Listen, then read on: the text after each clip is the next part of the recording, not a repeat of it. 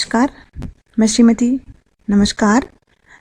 श्रीमती राजेश्वरी सोनी, सहायक प्राध्यापक, शास्त्री महाप्रभु वल्लभाचार्य स्नातकोत्तर महाविद्यालय महासमुंद।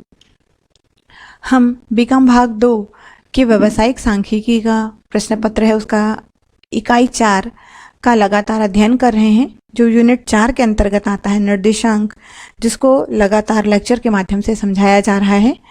यह मेरा 7वां लेक्चर है।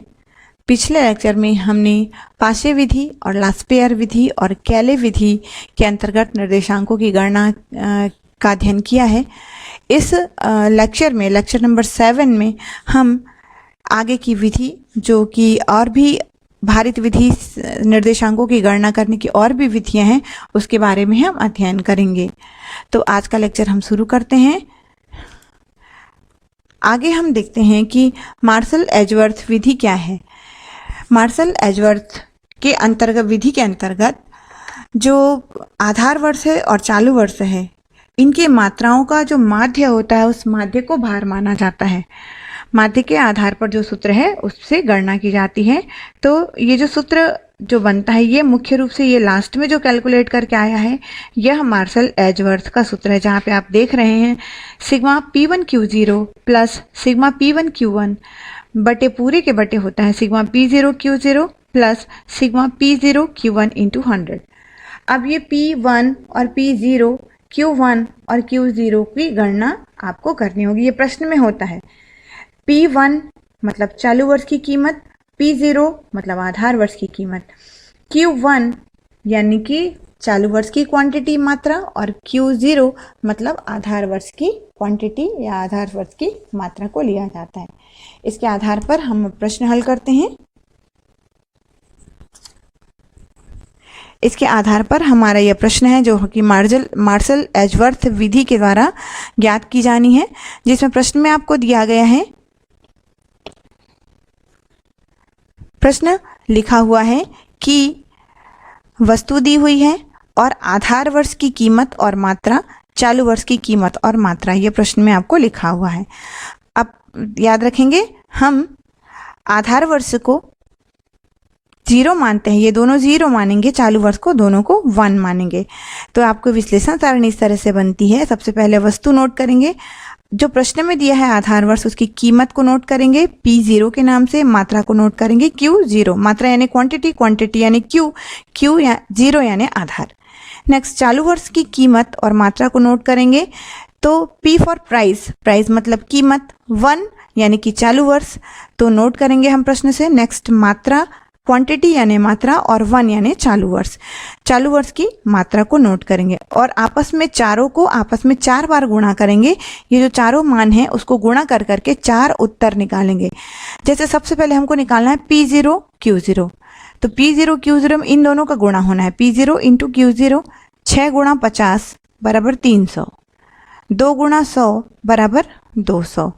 इस तरह से P0 Q0 का पूरा आपस में सभी का गुणा करना है, और 1350, 1360 उसका टोटल आएगा। नेक्स्ट आपको कॉलम में निकालना है P0 Q1। P0 Q1 यानी कि आपके P0 कॉलम का जो मान है, उसको Q1 के मान से आपस में गुणा करना है, और इस तरीके से निकाल के उसका टोटल करना है। P0 Q1 यानी आपस में P0 और Q1 का गुणा। आपके सामने प्रश्न में P1 और Q0 Q1 है। नेक्स्ट आपको निकालना है P1 Q0। P1 कहाँ है? चालू वर्ष की कीमत, और Q0 कहाँ है? आधार वर्ष की मात्रा। इन दोनों का आपस में गुणा करना है, और गुणा करने के बाद आएगा P1 Q0, जिसका टोटल करना है आया 1900। नेक्स्ट, P1 Q1 आपको गुणा करना है, P1 और Q1। P1 कहाँ है? P1 चालू वर्ष की प्राइस, Q1 चालू वर्ष की मात्रा। इन दोनों को आपस में आप गुणा करेंगे। गुणा करने के बाद ये आंसर आएगा टोटल 1880। और ये जो आंसर आया है, इस चारों आंसर को आपको सूत्र में मान रखना है। देखिए, सबसे पहले रखना है sigma P1 Q0। P1 Q0 column number 3 में है। देखिए, कॉलम नंबर 3 में P1 Q0, इसके टोटल 1900 आया है। 1900 को कहेंगे सिग्मा P1 Q0, और प्लस सिग्मा P1 Q1, इसके टोटल 1880 आया है। इसको दोनों को आपस में जोड़ेंगे।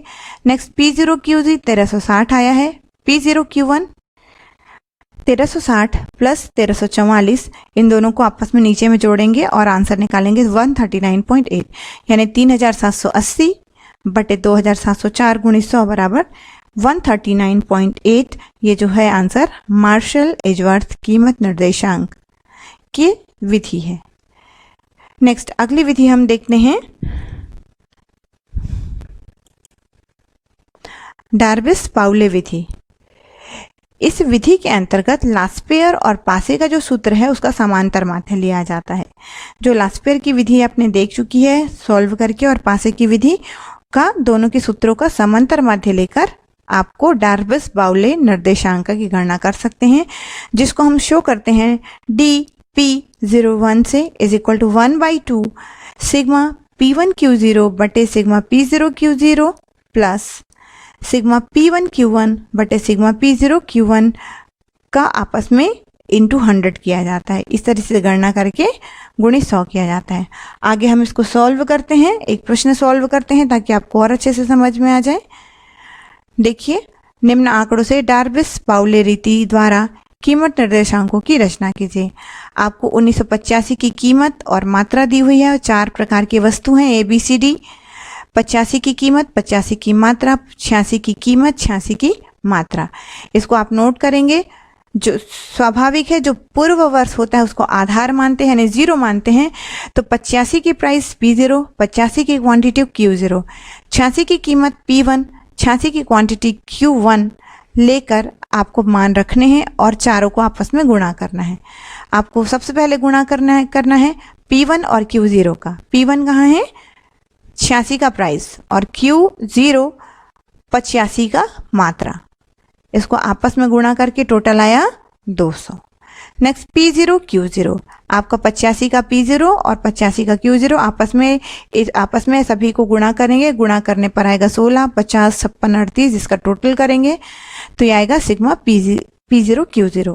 नेक्स्ट P1 Q1 का गुणा करना है। P1 Q1 आपको दिख रहा है, 86 की कीमत और 86 की मात्रा दोनों को P1 Q1 कहा गया है। तो 4 गुणित 6 24, 6 गुणित 5 30, 5 गुणित 10 50, 2 गुणित 13 26, इस तरीके से P1 Q1 130 आया total. And last P0 Q1 आपको गुणा करना है। P0 यानी कि फर्स्ट कॉलम, Q0 यानी कि लास्ट कॉलम। ये 85 और 86 की जो प्राइस और क्वांटिटी है उसको आपस में प्राइस एंड क्वांटिटी गुणा करना है। P0 और Q1 आएगा 12, 25, 40 और 26, टोटल आएगा 103, जिसको हम डार्विस के सूत्र में मान रखेंगे तो 200 भागित 160 प्लस 130 भागित 103। ये जो आपके मान आए हैं इस मान को सूत्र में यहाँ पे रखकर गुणित 100 करना है और उसको भागित 2 करना है। तो आपका आंसर आएगा 125.6, जिसको हम कहेंगे डार्विस पाउले सूत्र के द्वारा कीमत निर्देशांक। आप ध्यान रखेंगे इस यहाँ पर गुणा करते समय आपकी किसी भी प्रकार की गलती ना हो, तो आप यहाँ पर P0 Q1 P1 और Q1 का मान सावधानी से गुणा करते हुए रखें। आप यहाँ पर उंगली का इस्तेमाल करें, उंगली रखते हुए गुणा करेंगे तो आपकी गुणा गलत नहीं होगी। अब हम आगे देखते हैं। ये वैकल्पिक विधि है जिसमें आपको जो dp01 यानी कि डार्विस का जो सूत्र है 1/2 प्लस लास्पेयर प्लस पासे से सिद्ध होता है कि लास्पेयर और पासे के सूत्र के एवरेज करने से डार्विस विधि का मान निकलता है। नेक्स्ट अब हम लास्ट देखते हैं फिशर विधि। फिशर विधि, इसके अंतर्गत लास्पेयर और पासे के सूत्रों को गुणोत्तर माध्य लिया जाता है। इस सूत्र के हिसाब से LP01 और PP01 का रूट लिया जाता है और फिशर का निर्देशांक निकाला जा सकता है। या फिर इस तरीके से आप लिख सकते हैं, ये लास्पेयर का सूत्र है और ये वाला पासे का सूत्र है, दोनों को अपने 1/2 से पावर किया है इंटू 100। इस तरह से फिशर से भी निकाला जाता है। इसको फिशर निर्देशांक के द्वारा चेक करना कहा जाता है। आगे हम फिशर निर्देशांकों को और अच्छे तरीके से हल करते हैं। देखिए, फिशर का आदर्श सूचकांक, प्रोफेसर फिशर का पूरा नाम है प्रोफेसर इरविंग फिशर। इन्होंने परिवर्तनशील भारों को महत्व के दृष्टिकोण से जीवन निर्वाह व्यय सूचकांक ज्ञात करने के लिए 134 विभिन्न सूत्रों का अध्ययन करने के पश्चात एक आदर्श सूचकांक की गणना की है, जिसमें जो उसका फॉर्मूला है जिसको हम रूट करके निकालते हैं, और ये पूरी विधि आपको बताई गई है, दिखाई गई है आपके सामने कि P1 Q1 P0 Q0 की जो मात्रा है उसको गुणनफल लेकर फीसर का निर्देशांक निकाला जाता है। फीसर का आदर्श सूचकांक का सूत्र हम इस तरीके से लिखते हैं, P01, इसको हम FP01 के रूप में लिखते हैं। सूत्र को पूरे रूट में लिखा जाता है, पूरे अंडर रूट में करके sigma P1 Q0 into sigma P1 Q1, उसके पूरे के बटे होता है sigma P0 Q0 into sigma P0 Q1। इसको हम इस तरीके से भी याद करते हैं। हम इस भाग को हल करने के लिए, याद रखने के लिए 10/0 यहाँ पर पहले PQ नोट कर लेते हैं और 10/0 और 11/1 के नाम से भी इस सूत्र को याद करते हैं। अर्थात आपको दिक्कत हो रही हो कि P1 Q1 बार बार ऐसा आता है, तो हम इसको नोट करने के लिए क्या करते हैं, सबसे पहले सिग्मा P1 Q0 यानी कि 10, उसके बटे लिखते हैं सिग्मा P0 Q0 यानी 0, उसमें गुणित करके फिर ऊपर आते हैं तो लिखते हैं सिग्मा P1 Q1 अर्थात 11, और उसके नीचे आते हैं सिग्मा P0 Q1 तो 0 1 आता है, इसको हम कहते हैं 1। तो हम इसको याद करने के लिए ये कहते हैं 10/0 गुणित 11/1 फीसर की विधि है। इस तरीके से हम इस सूत्र को याद करते हैं। फीसर के सूचकांक की निम्न विशेषताएं हैं। The features of the fissures index number, कुछ विशेषताओं के कारण सबसे ज़्यादा प्रयोग में किया जाता है फीसर निर्देशांक को, जिसमें पहला पॉइंट है कि परिवर्तनशील भारों पर आधारित, यानी जो वेटेड हैं वो चेंजेबल वेट की भी गणना हो जाती है। गुणोत्तर माध्य का प्रयोग किया जाता है, यूज ऑफ ज्योमेट्रिक मीन, और उत्क्रम्यता परीक्षण को संतुष्ट करता है, यानी कि इनइक्वल टेस्ट को भी कसौटी पर खरा उतरता है। साम्यता परीक्षण उत्क्रम्यता परीक्षण पर भी खरा उतरता है। नेक्स्ट हम आगे फीसर सूचकांक की विशेषताएं देखने के बाद हम सीमाएं देखते हैं।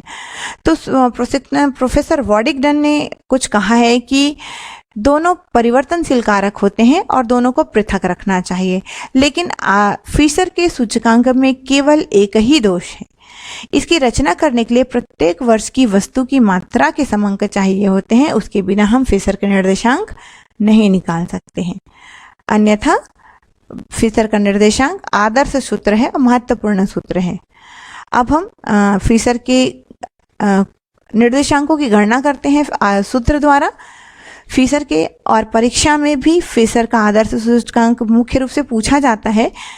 तो आपके सामने एक क्वेश्चन है, उस क्वेश्चन में हम हल करेंगे कि फीसर का निर्देशांक किस तरीके से निकाला गया है। निम्न आंकड़ों से फीसर के आदर्श सूत्र द्वारा 1985 के आधार पर 1995 का कीमत निर्देशांक ज्ञात करिए।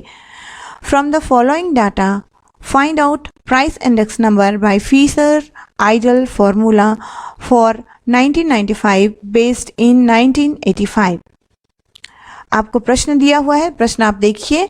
प्रश्न में वस्तु दी हुई है, वस्तु A B C D 4 प्रकार की वस्तुएं हैं। 1985 के लिए कीमत और मात्रा दिया हुआ है, 1995 के लिए कीमत और मात्रा दिया हुआ है। आपको याद होगा कि हम पूर्व वर्ष को गत वर्ष मानते हैं और आगे के वर्ष को चालू वर्ष मानते हैं। मतलब 95 होगा हमारा चालू वर्ष, 85 होगा हमारा गत वर्ष, आधार वर्ष। मतलब ये जो कीमत लिखा है इसको हम P0 लिखेंगे। ये 0 है, ये 0, मात्रा 0 है। इन दोनों को हम 0 शो करेंगे। 1985 की कीमत यानी प्राइस यानी P0, क्वांटिटी यानी Q, और आधार वर्ष का इसलिए Q0। नेक्स्ट 95 की कीमत P1 इसलिए क्योंकि ये चालू वर्ष है, और P for price. Next quantity, Q for quantity, और 95 का 1 चालू वर्ष का होने के कारण Q1 कहेंगे। मतलब ये हो गया P0, ये हो गया Q0, नेक्स्ट P1 और Q1। इसको इस तरीके से आपने प्रश्न विश्लेषण सारणी में नोट करना होता है। देखिए नोट किया है। 85 के दो चीज़ हैं, P0 और Q0, 95 का P1 और Q1, ये चारों कॉलम आपके प्रश्न से उतारे गए हैं, P1 और Q0। और सबसे पहले लिखा है वस्तु। ये पांच कॉलम के बाद हमें अगला 4 कॉलम की और आवश्यकता पड़ेगी। ये प्रश्न में हमें 4 कॉलम के बाद अगले 4 कॉलम में और आवश्यकता पड़ती है, जिसमें हम सबसे पहले निकालते हैं P0 Q1, यानी P0 और Q0 का गुणा और उसका करते हैं टोटल, 4160 आएगा। नेक्स्ट कॉलम में हम करेंगे P1 Q1, यानी कि P0 इंटू Q1। P0 आपका जो भी प्रश्न में P0 दिख रहा है, ये चारों P0 का चारों Q1 से आप गुणा करेंगे तो ये आंसर आएगा टोटल 4600। नेक्स्ट कॉलम में आप निकालेंगे P1 Q0, P1 और Q0 का गुणा करेंगे और टोटल करेंगे 5680। Next and last column P1 और Q1, जिसमें ये P1 और Q1 आपको दिख रहा है, इसको आपस में गुणा करके यहाँ लिखते जाना है। 2400, 960, 1800 और 1200 आएगा, जिसका हम टोटल करेंगे 6360। इस तरह से ये जो मान आया P0 Q0, P0 Q1, P1 Q0 और P1 Q1, इसको हम लास्ट पेयर विधि से मान निकालेंगे तो 136 आएगा, 136.5। पासे विधि से हम मान निकालेंगे तो आएगा 138.3 और दोनों को गुणा करके यदि हम रूट निकालते हैं तो उससे फीसर का निर्देशांक 137.4 आ सकता है। लेकिन हमें यह मुख्य रूप से जो मुख्य सूत्र है उस पर हमें मान रखना है। फीसर का आदर्श कीमत निर्देशांक इज इक्वल टू होता है रूट में सिग्मा P1 Q0 बटे P0 Q0 into sigma P1 Q1 बटे P0 Q1 इंटू 100। इसमें हम चारों मान को 1 बाई 1 रखेंगे, गुणित 100 करेंगे, तब हमारा आंसर निकलेगा, जिसको हम कहेंगे फीसर का इंडेक्स। ये फीसर के इंडेक्स में आंसर आएगा 123 फीसर के इंडेक्स में आएगा आपका आंसर 137 इसको आप पूरा कैलकुलेट करेंगे तब आएगा आंसर 137.4। नेक्स्ट, फीसर इंडेक्स का और भी एक क्वेश्चन आपके सामने बना हुआ है, सेम टू सेम। फीसर को लास्ट पेयर और पासे, इस प्रश्न में कहा गया है कि लास्ट पेयर सूत्र, पासे सूत्र और फीसर सूत्र का प्रयोग करते हुए निर्देशांकों की गणना कीजिए, जो कि चारों आपको दिखाई दे रहे हैं, आधार वर्ष और चालू वर्ष। तो P1 आधार वर्ष का मूल्य P0 Q0 P1 और Q1 को आप मान रखेंगे, चारों को आपस में गुणा करेंगे और लास्ट पेयर का सूत्र, पासे का सूत्र और दोनों के जो आंसर आए हैं, लास्ट पेयर का 99.7, पासे का 100.8, इन दोनों को गुणा करके रूट निकालेंगे तो फीसर का आंसर आएगा 100.2। अब हम आगे देखते हैं।